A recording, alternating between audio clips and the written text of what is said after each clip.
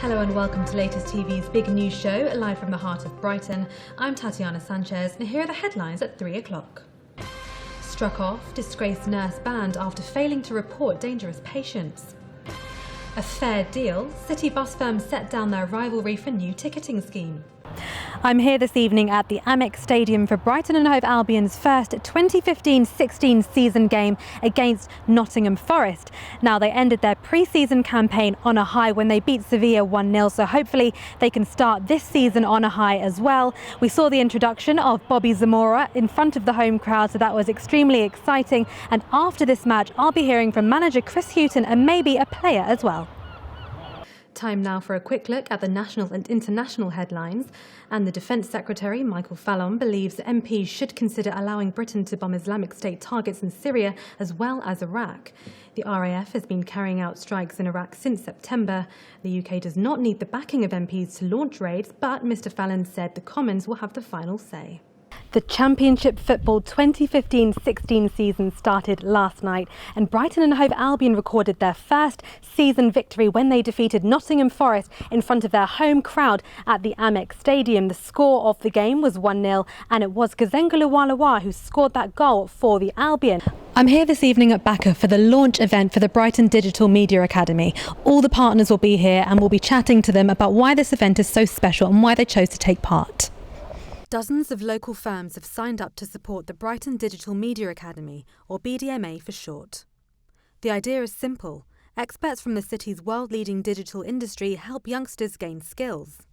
The hope is that they'll be the entrepreneurs of the future. Time now for the national and international headlines. And Chancellor George Osborne has launched a spending review with a call for £20 billion worth of cuts to Whitehall budgets. The Chancellor said departments had been asked to draw up plans to cut their spending by 40%. Welcome back to Latest TV's Big News Show, live from the heart of Brighton. I'm Tatiana Sanchez and here are your headlines for this afternoon. Investigation continues. Was the driver's health to blame for the crash? We have all the latest from the incident which closed Brighton city centre yesterday. Do you think that being in Brighton brings out your personality and character as an actress?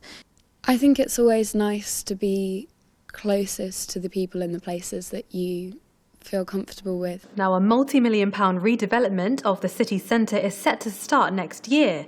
That's after the government said it would not intervene in the planning process. Latest TV's James Lillywhite reports.